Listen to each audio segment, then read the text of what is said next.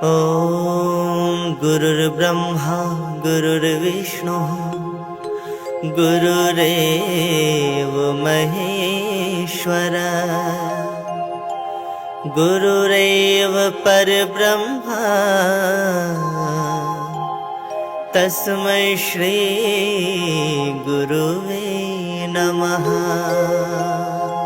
अखण्डमण्डलाकारं व्याप्तं येन चराचरं तत्पदं दर्शितं येन तस्मै श्री गुरुवे नमः।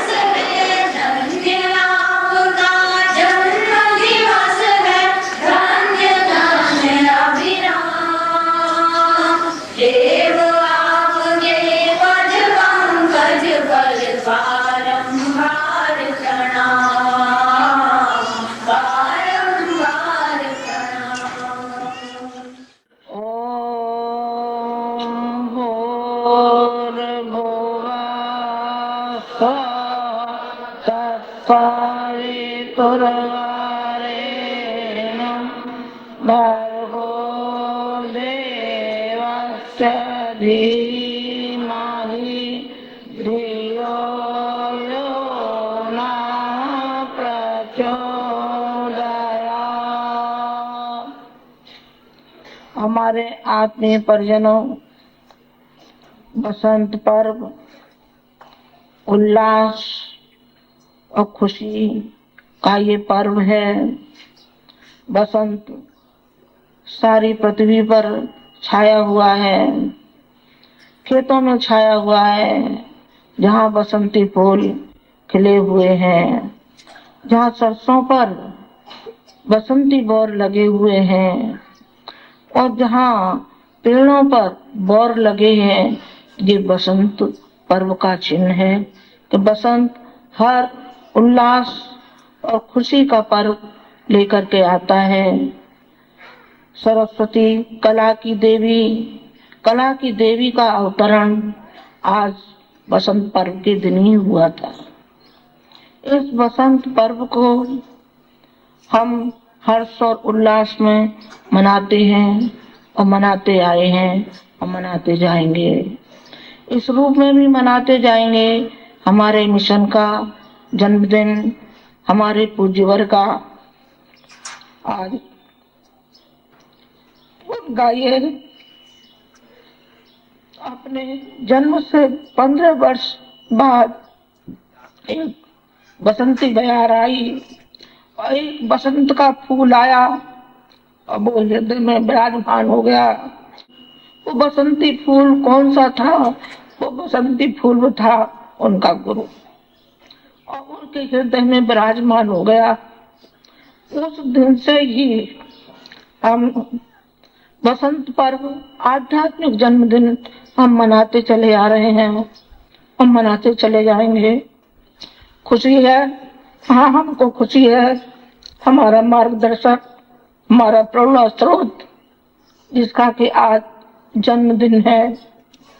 यदि आपके गुरु आपके अंदर हिम्मत और साहस और बुलंदी संवेदना लेकर के आए हैं और जन जीवन के दुख और कष्ट और निवारण के लिए आए हैं, तो फिर तो आप धन्यवाद के योग्य हैं। एक के जीवन में आए जिन्होंने जन कल्याण के लिए सारा का सारा अपना जीवन लगा दिया। उनका यहाँ तो क्वार की त्रयोदशी का जन्म है, पर कभी भी उन्होंने अपना जन्मदिन उसको नहीं माना, कभी नहीं माना। उन्होंने कहा नहीं, ये मेरा जन्म नहीं है। असली जन्म मेरा, आध्यात्मिक जन्म मेरा बसंत पर्व का है। बसंत पर्व के ही दिन उन्होंने मिशन की स्थापना की। कितना जवान हो गया ये मिशन। कभी ये बच्चा था, कभी वो बच्चा था। कब बच्चा था? तब बच्चा था जबकि उन्होंने 24 लक्ष्य के 24 पोषण किए थे, तब मिशन बच्चा था। फिर वो आगे बढ़े और उन्होंने सामाजिक प्रवेश में अपना पैर आगे किया। तब से ये मिशन दिनों दिन बढ़ता हुआ चला गया। क्या ये मिशन हमने और आपने बनाया है क्या? नहीं, हमने और आपने नहीं बनाया है। ये किसी का ख्वाब हो, ये कल्पना हो, तो ये कल्पना निकाल देनी चाहिए। सारा श्रेय जो जाता है उसी हमारे प्रेरणा के स्रोत को जाता है, जिन्होंने तिल तिल करके अपने जीवन को इस मिशन के लिए समर्पित किया। मिशन के लिए समर्पित नहीं किया, बल्कि पूरे राष्ट्र के लिए और पूरे विश्व के लिए उन्होंने अपने जीवन की बलि चढ़ा दी और अपने जीवन को समर्पित उन्होंने किया। क्या ऐसी हिम्मत और किसी में है क्या? देखने को दिखते तो जरूर हैं, पीले कपड़े पहन पहन करके दिखते हैं, लेकिन मुझे ऐसा मालूम पड़ता है कि मेरे ये नादान बच्चे हैं। ये नादान बच्चे हैं जो ऊपर से तो रंगे हैं, लेकिन भीतर से बसंती चोला नहीं रंगाया। भीतर से यदि बसंती चोला रंगा जाए तो वही भूख और वही उमंग, वही उत्साह उनके अंदर आना चाहिए जो गुरु जी के अंदर था। उल्लास, हिम्मत, 80 फूल, 80 साल उनके कितने खुशबूदार। हर एक साल, हर एक पन्ना उनका पलट के देखा जाए तो आप देखेंगे कि हर साल उनका एक नया जीवन, नया उत्साह, नई उमंग, नया संकल्प लेकर के बसंत आता था। उन्होंने कहा कि आज के दिन मेरा गुरु मेरे जीवन में आया और उसी को मैंने सब कुछ अपना भगवान मान करके और मैंने उसी की आज्ञा को श्रद्धार्य किया और जो भी आज्ञा प्रेरणा मिलती हुई चली गई वही प्रेरणा साकार रूप होती हुई चली गई।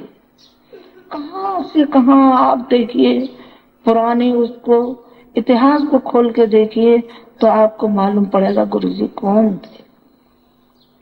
और यहाँ तक मंजिल पार करने तक आखिर किस हिम्मत का मुकाबला, किस उन्होंने कठिनाइयों का मुकाबला किया होगा जब ये मिशन आपका ये बना होगा। आपको नहीं मालूम, मुझे मालूम है। मैं उनके साथ रही, मैं उनमें पूरी तौर से समा गई थी और वो मेरे अंदर, मेरी रग रग में समा गए थे और अभी भी समाये हुए हैं, अभी भी समाये हुए हैं। मैंने उनके जीवन को बहुत निकट से पढ़ा और मैंने देखा कि ये मनुष्य नहीं है,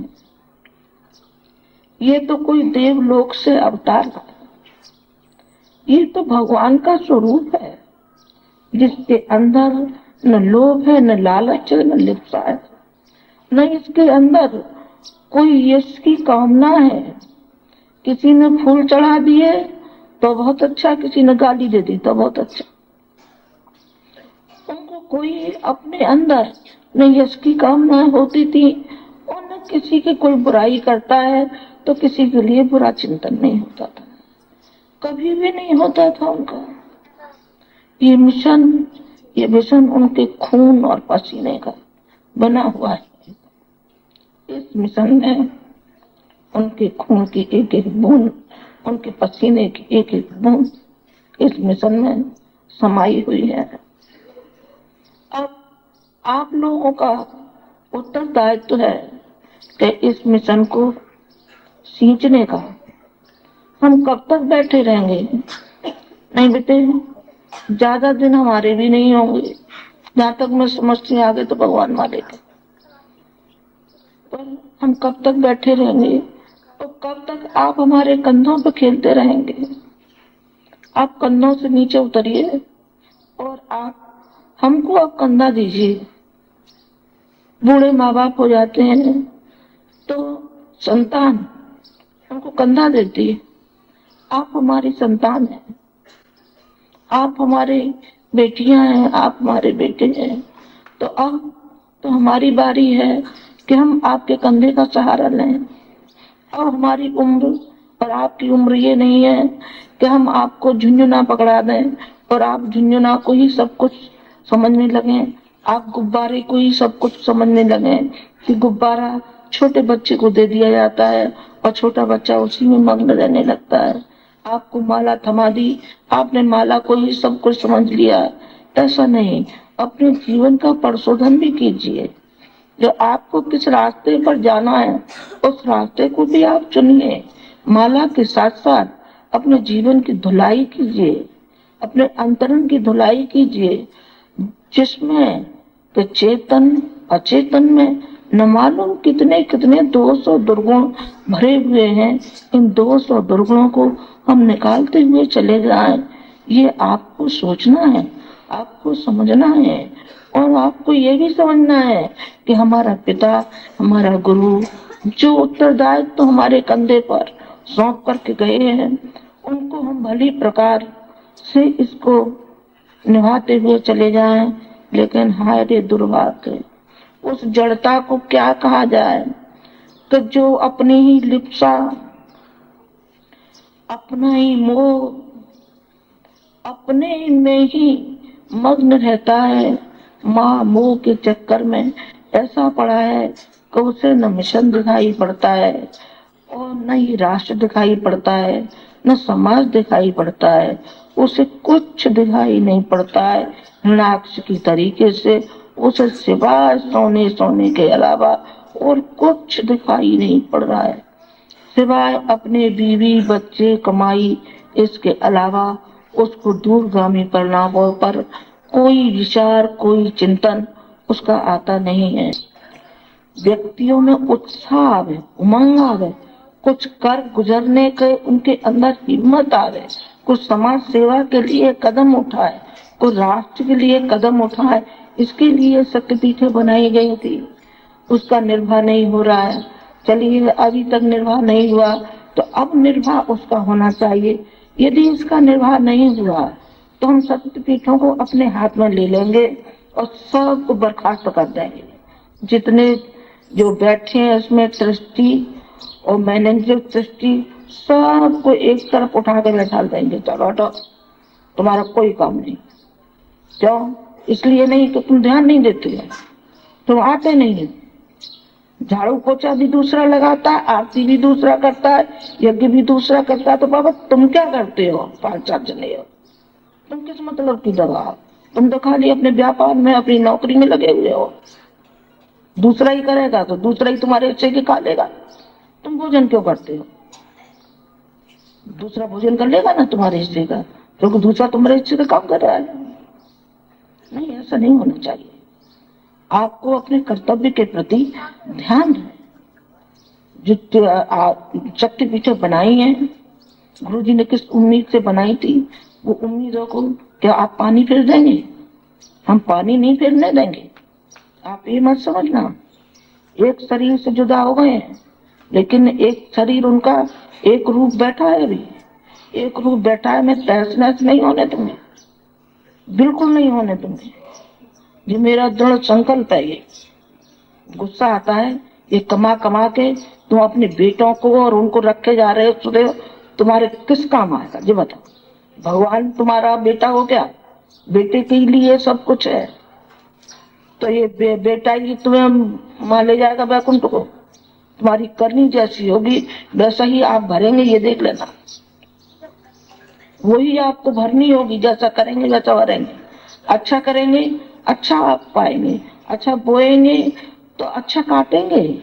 भगवान की खेती है और भगवान की खेती में हम ज्वार बोएंगे ज्वार पाएंगे, गेहूं बोएंगे गेहूं पाएंगे, मक्का बोएंगे मक्का पाएंगे, बाजरा बोएंगे हम बाजरा पाएंगे। ये तो खेती है, खेती में जैसा हम बोएंगे वैसा काटेंगे। और भगवान की खेती, भगवान की खेती में तो रोज बो और रोज काटो, उसे तो रोज काटो, तब भी वो झोली खाली नहीं होती है। आपने भगवान के स्वाद को चखा गवाया। आपने गुरु तो एक हाड़ मास के गुरु का संबंध लिया और पांव छू लिया और बस दीक्षा ले ली, बस हो गए धन्य। अरे इससे नहीं होता कुछ भी। आपका और हमारा जो आपस का मिलना हुआ है, ये दोनों का मिलना कुछ ऐसा सार्थक हो जाए कि लोग बाग भी ध्यान रखते रहे। कोई किसी आदमी से मिला था, क्या बार हमने कहा है, उनको विवेकानंद रामकृष्ण परमहंस से मिले, और मिले तो फिर ऐसे मिले जो कि धन्य हो गए, निहाल हो गए, फिर दोनों ही धन्य हो गए। गुरु शिष्य को पाकर के धन्य हो गया और शिष्य गुरु को पाकर के धन्य हो गया। मुझे यूँ कहना चाहिए कि हम तो निहाल हो गए। इसीलिए हो गए कि किसी आदमी का हमने पल्ला पकड़ा। जिस दिन से हमने होश संभाला है, उस दिन से एक आदमी का हमने पल्ला पकड़ लिया और समर्पण कर दिया। भक्ति इसी का नाम, योगाभ्यास इसी का नाम है। द्वैत को मिटा करके, दो को मिटा करके एक जब बन जाते हैं, उसी का नाम योगाभ्यास है। एक आदमी का ऐसा पल्ला पकड़ा, किस तरीके से पल्ला पकड़ा, पैर पकड़ा कि हाथ पकड़ा, गर्दन पकड़ी नहीं, न हमने गर्दन पकड़ी, न हाथ पकड़ा, न पांव पकड़ा, बल्कि करिष्ये वचनम तव। आज हमको सच्चे मन से, भीतरी मन से आपसे ये कहने का मन है हमारा कि आप बोना और काटना शुरू कीजिए। आप बोते तो हैं, लेकिन आप ऐसे रेगिस्तान की जमीन में बोते हैं जिससे कि आपको फिर उसके बाद कुछ मिलने वाला नहीं है। आप बोते हैं शरीर के लिए, टट्टी हो जाता है, खत्म हो जाता है, तो जब मरेगा तो खत्म हो जाएगा।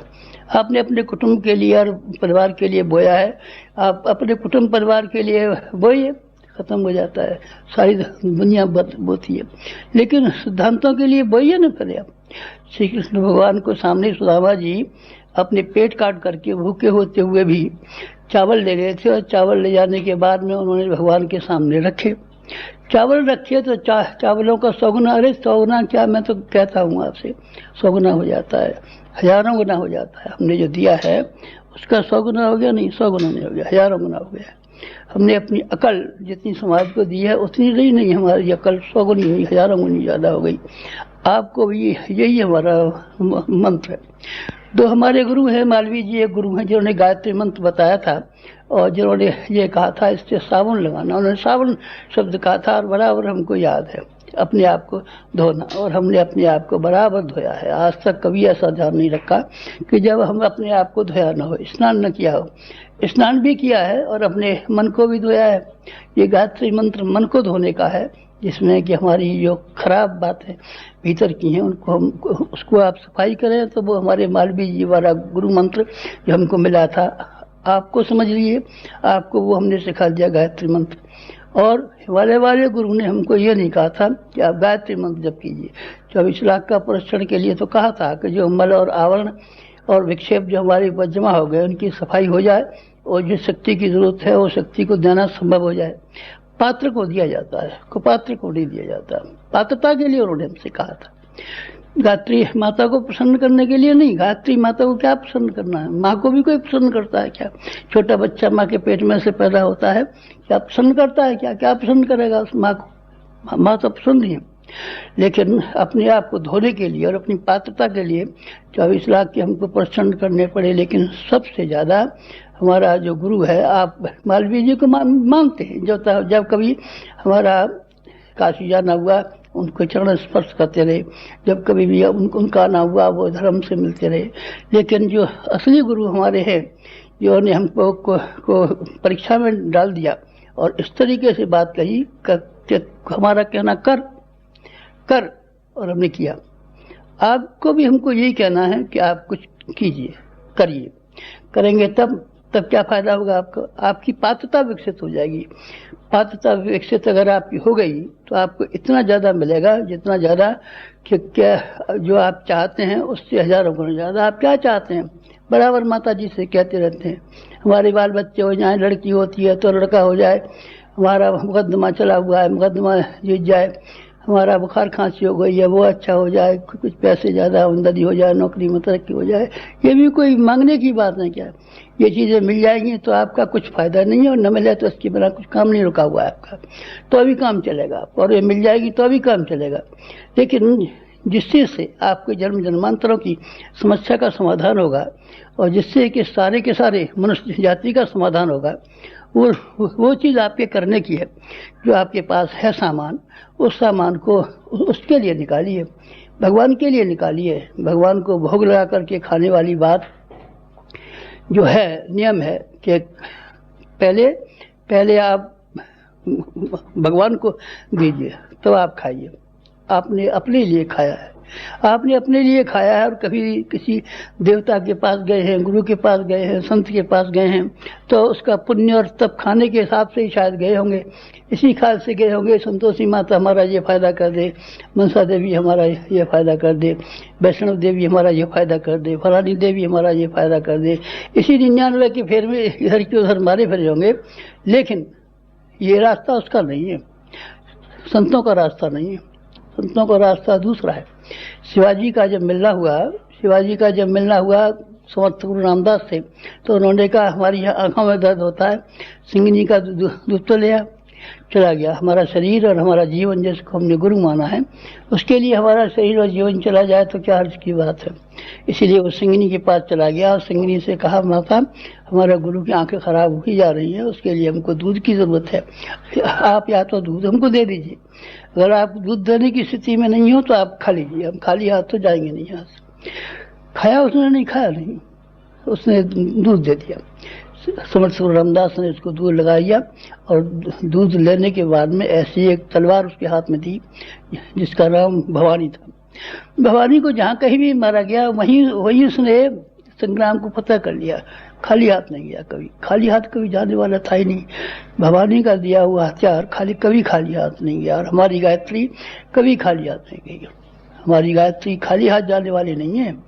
ये बंदूक बच्चों को खेलने की नहीं है जो केवल आवाज़ करती है, हमारी चलने वाली बंदूक है, हमारी निशाने पर निशाना लगाने वाली बंदूक है। आपके लिए भी हमको यही कहना था, और कुछ कहना, और क्या कहें आपसे।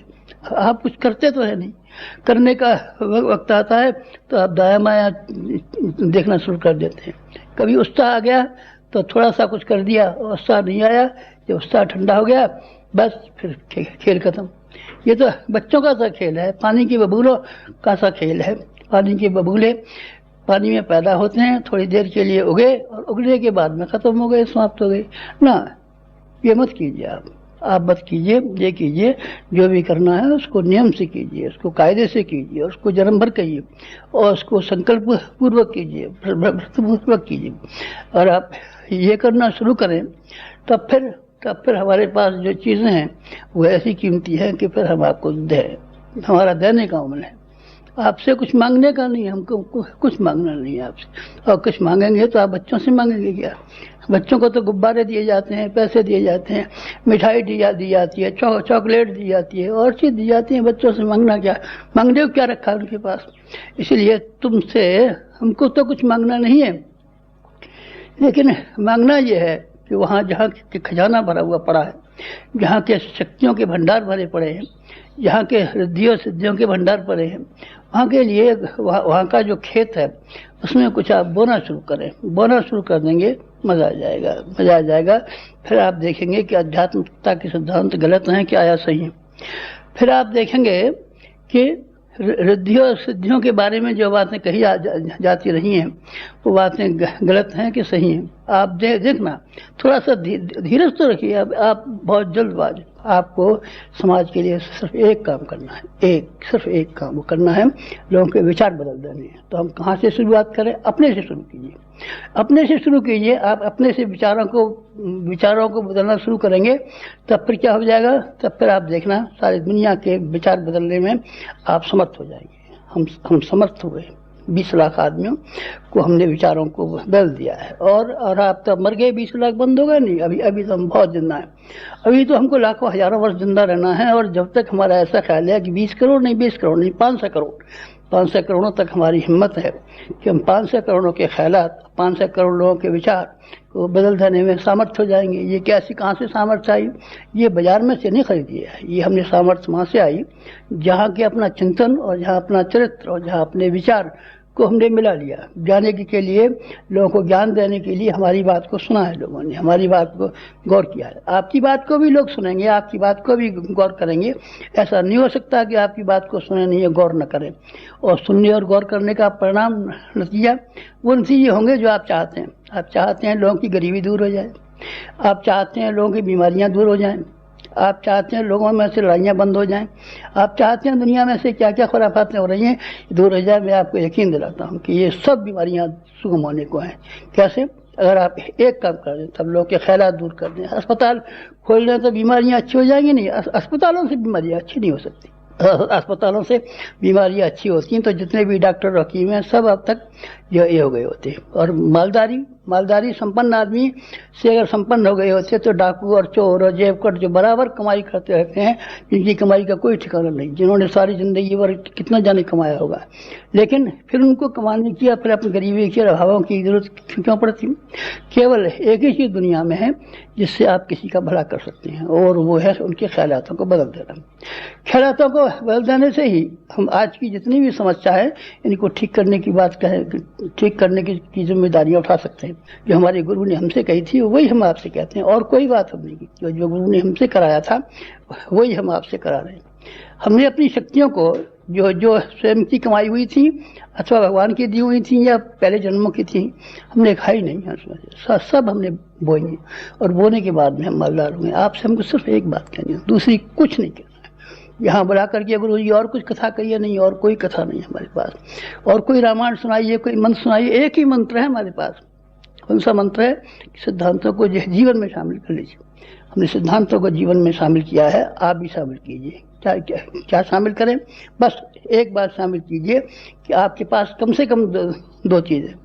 विद्या आपके पास है कि नहीं हमें नहीं मालूम है, आपके पास दौलत है कि हमको नहीं मालूम है, लेकिन साधन थोड़े और बहुत जरूर आपके पास, और आपके पास श्रम जरूर पास है। आप जरूर श्रम करते हैं, खाना खाने में श्रम करते हैं, नहाने में श्रम करते हैं, टहलने में श्रम करते हैं, कपड़ा धोने में श्रम करते हैं, कहीं न कहीं तो श्रम करते हैं। श्रम से ज़्यादा गरीब कोई दुनिया में नहीं हो सकता जो आदमी ये कहे कि हम श्रम नहीं कर सकते, और कोई दुनिया में ऐसा आदमी नहीं है कि ये कहे कि हम नंगे फिरते हैं और हमारे शरीर पर तन ढकने को कपड़ा नहीं है।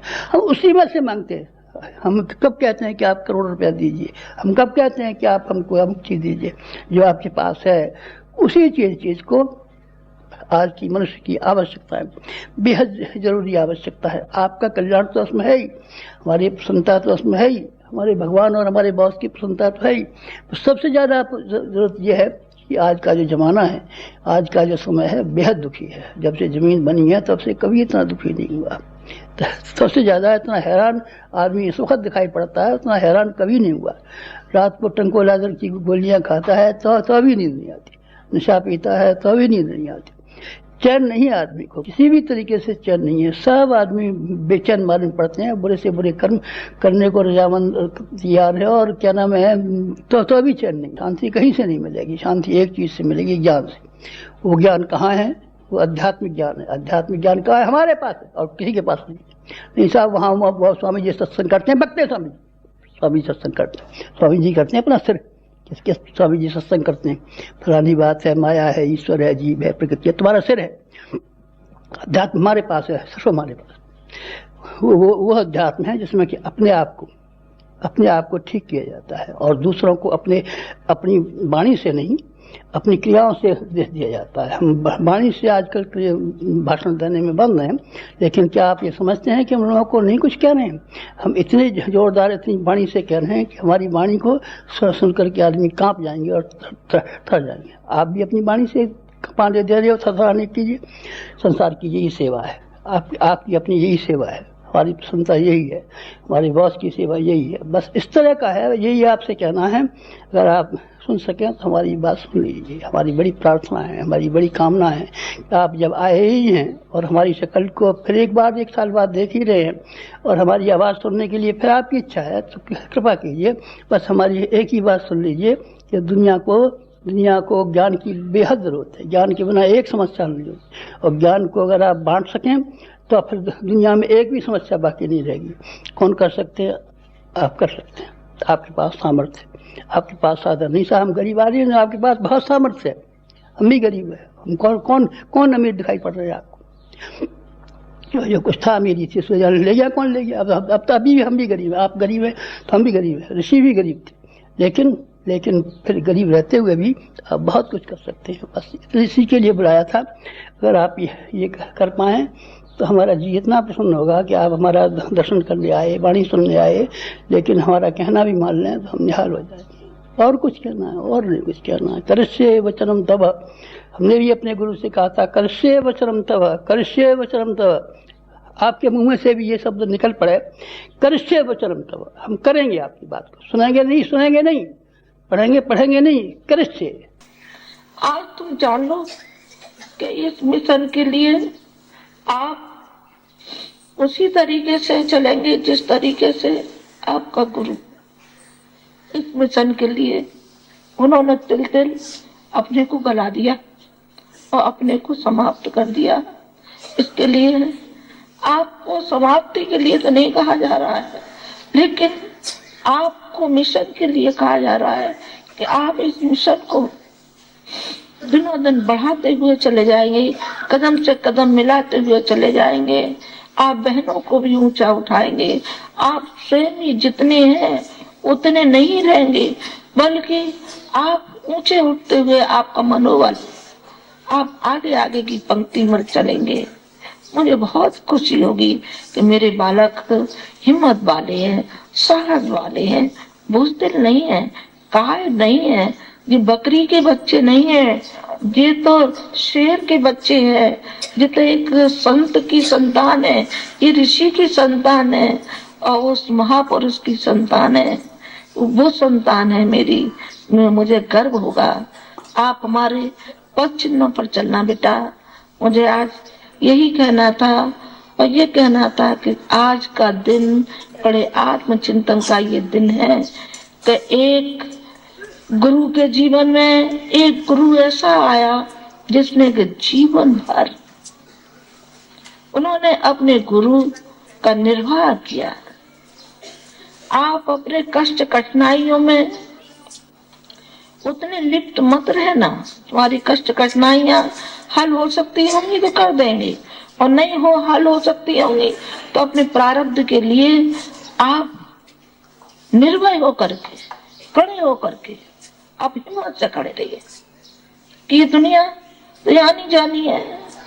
ये कष्ट कठिनाइयां तो लगे रहते हैं, मुकदमेबाजी भी लगी रहती है, व्यापार में भी घाटा नफा होता रहता है, नौकरी में भी कुछ दिक्कतें आती रहती हैं तो आती रहती दोस्तों।